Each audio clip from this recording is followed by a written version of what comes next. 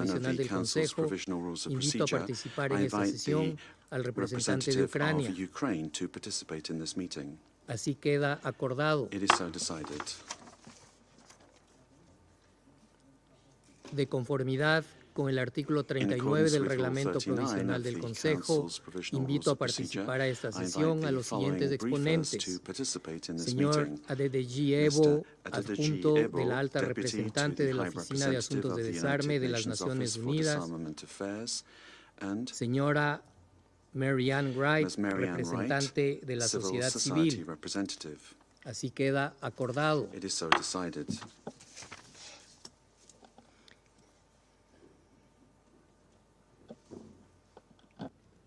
El Consejo de Seguridad comenzará ahora el examen del tema 2 del orden del día.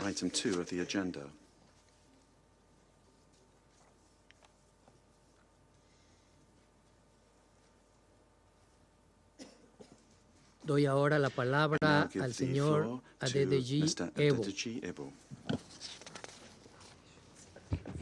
Thank you very much, Mr. Chair. Mr. President, distinguished members of the Security Council, Excellencies, ladies and gentlemen, I am providing this briefing on behalf of the High Representative for Disarmament Affairs, Ms. Izumi Nakamitsu. Since the last briefing to the Security Council on this topic on 27 October 2023, the provision of military assistance to the armed forces of Ukraine has continued in the context of this full-scale invasion of that country, launched by the Russian Federation on 24 February 2022 in violation of the UN Charter and international law.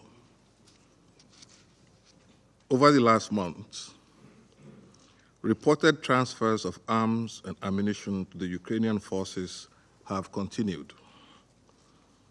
Information from governments about their transfers of weapons and weapons systems and ammunition is available through open sources.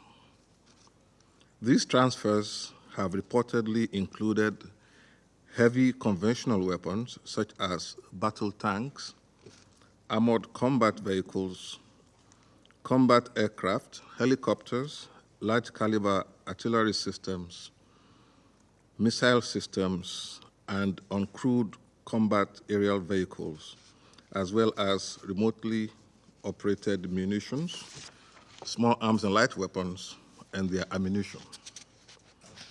We also take note of reports related to the transfer of depleted uranium tank ammunition to the Ukrainian forces. There have also been reports of states transferring or planning to transfer weapons and such as uncrewed aerial vehicles and ammunition to the Russian armed forces, including for possible use in Ukraine. As has been stressed by the High Representative for Disarmament Affairs, any transfer of weapons must take place within the applicable international legal framework, including relevant Security Council resolutions. Reports related to the use of anti-personnel landmines and the use of transfer of cluster munitions in Ukraine are deeply concerning. I would like to strongly reiterate my call for an immediate end to the use of these horrendous weapons, which have lasting and devastating impact on innocent civilians long after conflicts have ended.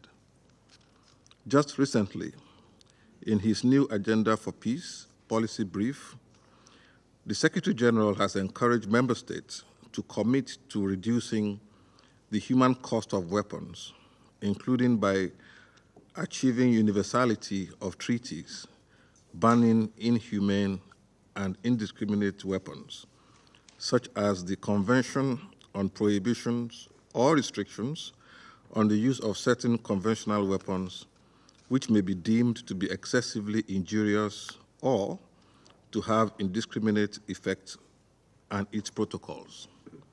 the Convention on Cluster Munitions and the Convention on the Prohibition of the Use, Stockpiling, Production, and Transfer of Anti-Personnel Mines and on their destruction. Mr. President, the influx of weapons and ammunition into any armed conflict can contribute to escalation and present significant risks of diversion and proliferation even after the conflict has ended. Measures to address the risk of diversion to unauthorized end users and for unauthorized uses are essential for preventing further instability and insecurity in Ukraine, the region, and beyond. Such efforts would also be key to post-conflict recovery.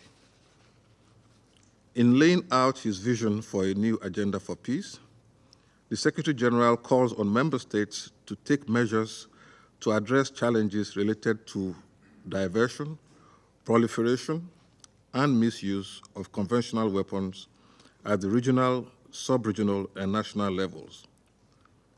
Significant reduction of illicit arms flows, as stipulated in Target 16.4 of the 2030 Agenda for Sustainable Development, can only be effectively achieved through strong cooperation and coordination by the international community. To prevent diversion and illicit trafficking of conventional arms and to regulate the international arms trade, states have also developed a number of instruments, including legally binding ones, such as the Arms Trade Treaty and the Firearms Protocol. In addition, the Program of Action on Small Arms and Light Weapons and its international tracing instrument also remain essential tools for addressing the illicit trade in all its aspects. Most recently, I welcomed the adoption of the Global Framework for Through-Life Conventional Ammunition Management. This new regulatory instrument is a landmark achievement in our collective effort to reduce the risks and human costs of illicit trafficking and diversion of conventional ammunition of all types and to prevent unplanned explosions at munition sites. I call on states to join relevant treaties and agreements and to fully implement their legal obligations under conventional arms control instruments to which they are party, as well as their political commitments to minimize the risk of diversion of arms and ammunition.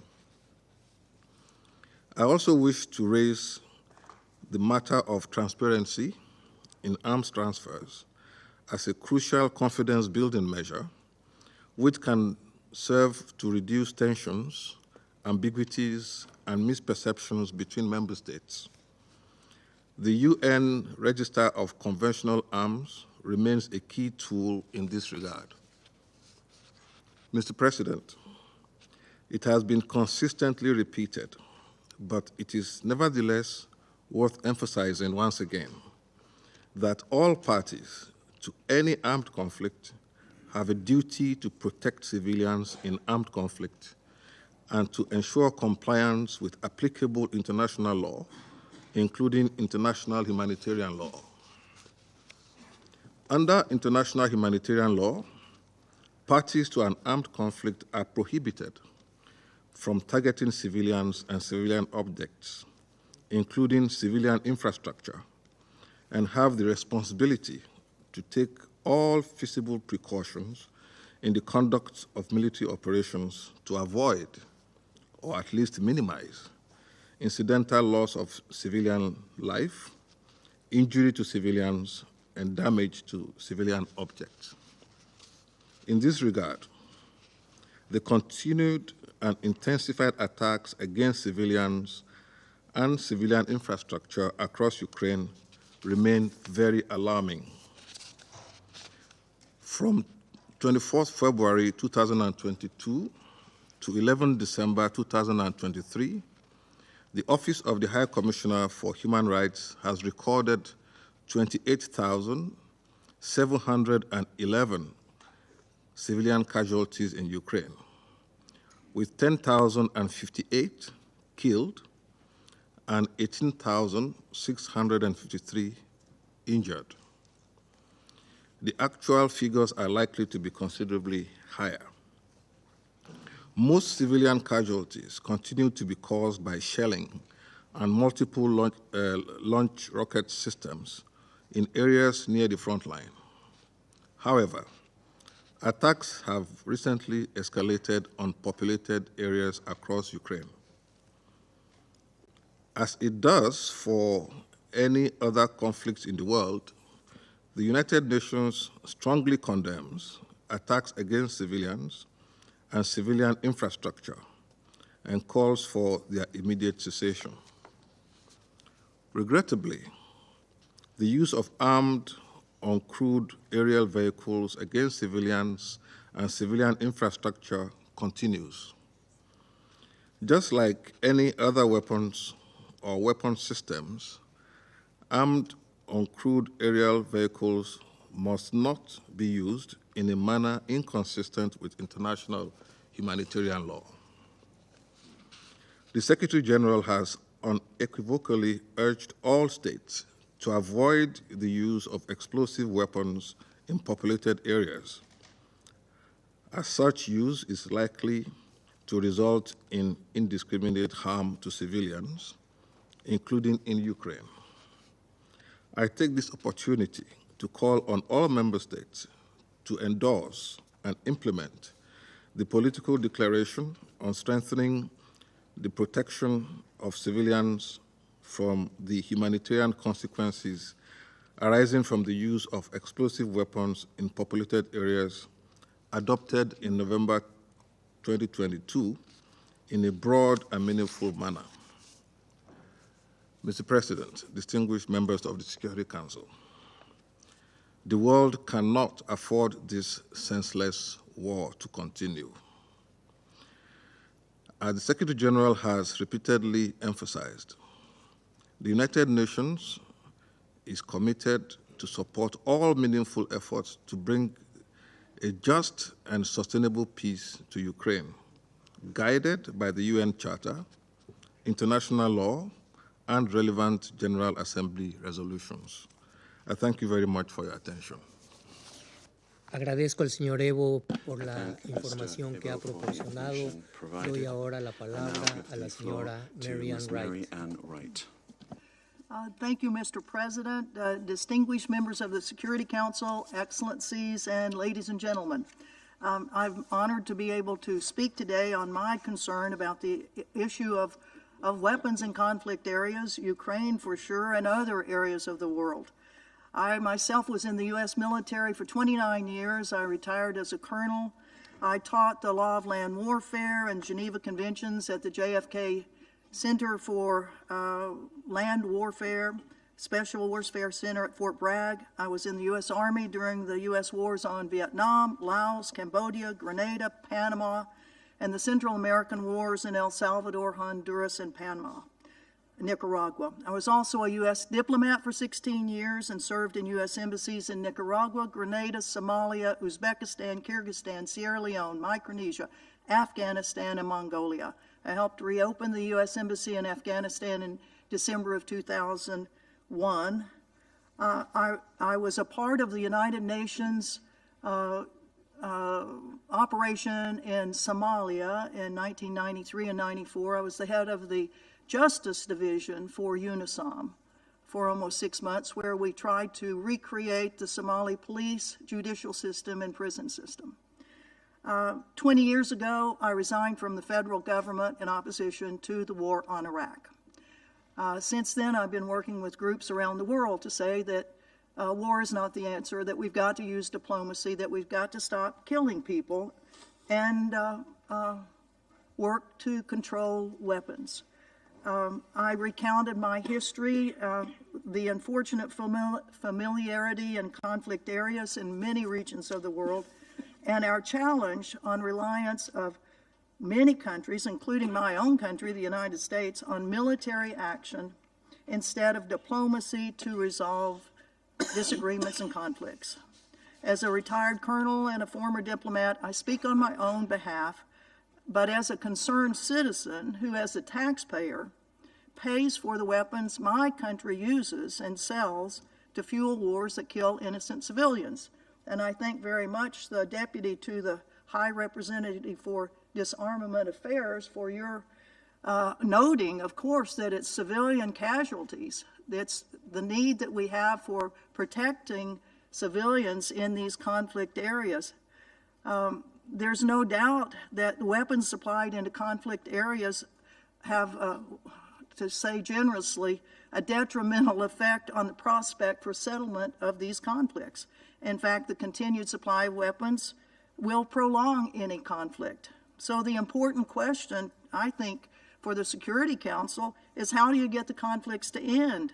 Well, we know in this institution particularly, it is very well known within your halls, the process for getting to resolution of conflict is long, and many people are killed until there's an agreement for a ceasefire as a first step. Now, I'd just like to do a little history of how long these agreements may take us to get to where no more people are killed. The 3-year Korean War from 1950 to 1953, it took the discussions for ceasefiring began in 1951 and finally concluded after 575 meetings in 1953. But during that time, over 4 million Koreans, 500,000 Chinese, 35,000 U.S., and tens of thousands that were in the UN military command were killed. Right now, the United States is providing weapons in 2 conflicts, the Ukraine-Russia conflict and Israel-Gaza.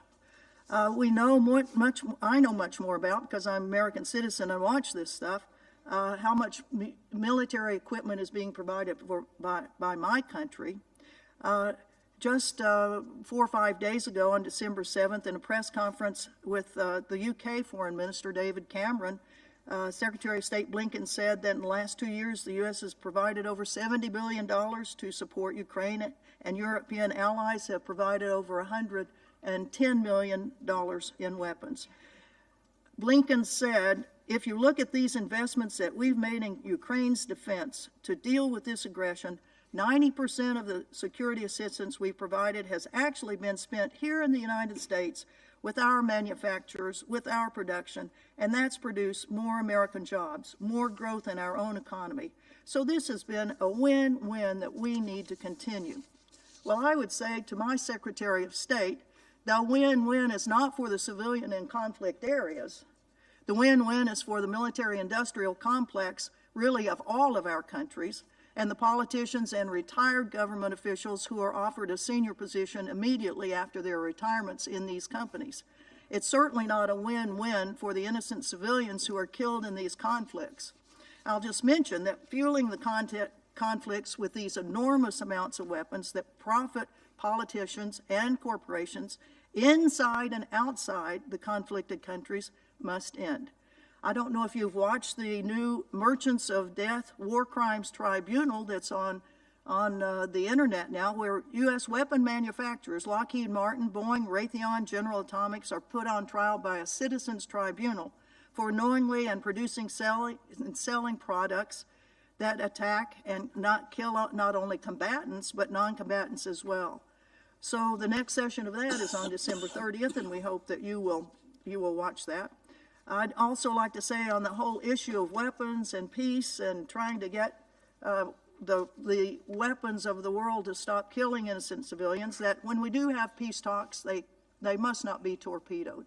I mean, the United States of America is allegedly behind and I don't think allegedly, I think there's plenty of documentation. Former German Chancellor, the former German Counselor has said that his efforts at trying to get peace on Ukraine and Russia were torpedoed by the United States, and the Israeli ex-Prime Minister Naftali Bennett said the same things. So we must be working for peace and not trying to undo it. I'll just mention at the very end of this, please, bear with me, the whole issue of civilian casualties, and you mentioned 10,000 in Ukraine, and it's horrible. It's horrible everywhere. But right now we have over 18,000 people that have been killed in 70 days in Gaza. It is a horrific, horrific thing that the United States is participating in protecting these acts that the Israeli government knows that are killing innocent civilians. This going after Hamas, okay, they're going after them, but they're killing over 18,000 people at this point, and it's continuing every day. I would certainly urge the United Nations to look very closely at that and continue the work to try to get a ceasefire, which my country that on Friday vetoed here in the Security Council, which is a shame to all of us Americans. So I would definitely hope that we continue this. I wish the United Nations General Assembly for a vote on this. I'll just end with a short poem. It was written for kids in Gaza, but it could be written for kids in Ukraine, for anyone else. I write my name on my leg, Mama. Write my name on my leg, Mama. Use the black marker, the permanent marker, with the ink that doesn't bleed if it gets wet. Write my name on my leg, Mama, and on the legs of my brothers and sisters. This way we will belong together. This way we will be known as your children. Write my name on my leg, Mama. When the bomb hits our house, when the walls crush our skulls and bones, our legs will tell our story, how there was no place for us to run. On behalf of the people of the world that want to live in peace and safety, I say, stop the killings, ceasefires now, and all of these military operations, negotiate for disagreements instead of killing people. Thank you.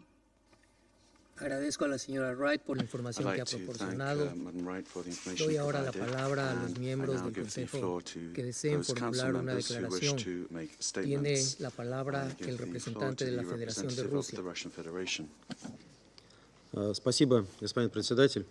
Thank you, Mr. President. Уважаемые коллеги, Distinguished colleagues, благодарим Абдельдиджи Эба и Энн Райт за обстоятельные доклады, отражающие актуальную ситуацию с поставками западного оружия киевскому режиму. on the situation regarding the supply of arms from the West to the Kiev regime. If we are to sum up the situation in Ukraine, things are playing out exactly as we have said over the past few months. The support for the anti-popular Ukrainian authorities sacrificing their people on the altar of Western geopolitical interest is significantly decreasing, reaching a microscopic size, and even the Ukrainian media are embarrassed to write about this.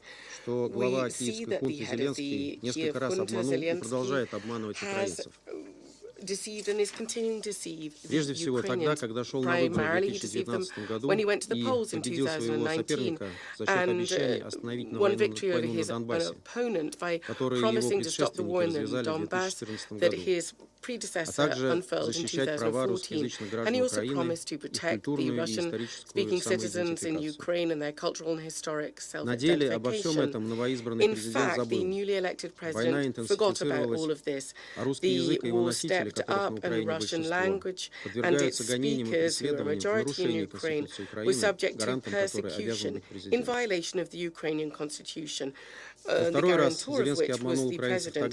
The second time when Zelensky deceived the people was when he said that Ukraine would comply with the Minsk agreements. Today, for most of the inhabitants of the country, obviously, compliance would have been the best option for Ukraine in the right circumstances, helping to maintain ethnic peace and territorial integrity. Однако вместо этого украинский президент и его подельники, как мы сегодня уже достоверно знаем, and we know this credibly from former Western politicians, with the support of the US and their allies. They actively were armed and prepared for war with Russia and even prepared to accede to NATO. This, for our country, is absolutely unacceptable to propose a security risk and threat to Russia, and Washington, Brussels and Kiev were fully aware of this. Наконец, в третий раз киевский режим обманул украинцев тогда, когда отказался от пока еще выгодных для себя условий мира с Россией в апреле 2022 года и выбрал путь военной эскалации, который ему посоветовали бывший британский премьер-министр Джонсон и глава Пентагона Остин, о чем сегодня уже тоже доподлинно известно. Пустые и абсолютно безосновательные с военной точки зрения обещания нанести поражение России хорошо легли на многолетнее промывание мозгов русофобской и ненацистской майданной пропагандой и вскружили голову многим незрелым украинцам. Результат сегодня очевиден всем. Сотни тысяч погибших и искалеченных, экономическая разруха, тотальная коррупция и жесточайшая диктатура, чтобы сохранить которую Зеленский пошел даже на отмену президентских выборов. Уж слишком ничтожны его шансы переизбраться. К этому нужно добавить еще ложь Зеленского о многочисленных случаях ударов, размещаемой Украиной в жилых кварталах ПВО по гражданским объектам, выдаваемых потом за удары российской армии. Ложь о провокациях типа Бучи или Краматорска, за которыми уши киевского режима и его западных спонсоров видны невооруженным взглядом, также заслуживает упоминания. Все это привело к повсеместному разочарованию украинцев, осознавших, что Зеленский ведет страну в пропасть. Украинский режим, как умирающий наркоман, выживает сегодня исключительно на западных финансовых подачках, которые в значительной части немедленно разворовываются, и на поставках западного оружия, которые не оказывают существенного влияния на поле боя. Ведь кадрами горящей западной техники завален весь интернет. Эти поставки лишь отсрочивают неминуемый крах нынешней преступной, антинародной и насквозь погрязшей в коррупции и кумовстве киевской власти. Проблема ведь не столько в наличии или отсутствии оружия и боеприпасов. Ведь еще в июне 2022 года украинский Минотдел Кулеба, которого мы часто принимали в этом зале, обещал, что если не будет западного оружия, украинцы будут воевать лопатами. Проблема в повсеместном нежелании обманутых украинцев воевать. Общество знает об абсолютно бессмысленных лесных штурмах, о том, что на передовую уже без какой-либо подготовки и без их согласия бросают новобранцев и даже инвалидов, мобилизуют, как мы недавно узнали, даже несовершеннолетних сирот. Вся страна прекрасно помнит очередные лживые обещания Зеленского о том, что украинцы не будут воевать из-под палки, и видит, что на самом деле происходит. Облавы на украинских мужчин с погонями и избиениями, рейды в спортивные залы, клубы, прочесывание военкомами общественного транспорта, наконец, просто штурмы жилых домов в поисках очередного пушечного мяса. Согласно признаниям украинских военных, которые недавно публиковали западные СМИ, средний срок жизни мобилизованных таким образом новобранцев на передовой составляет 48 часов. При этом при всем военкомы с готовностью берут взятки у всех, кто еще может их дать, а дети украинских чиновников и депутатов прекрасно проводят время за границей, порой даже не утруждая себя тем, чтобы прикинуться беженцами. Неудивительно, что в этих условиях процент выполнения плана набора призывников военкомами в большинстве областей Украины не дотягивает даже до двузначных цифр. Массово потянулись домой западные наемники, испугавшиеся огромных потерь и совершенно скотских условий службы, которые им предоставляет украинское военное командование.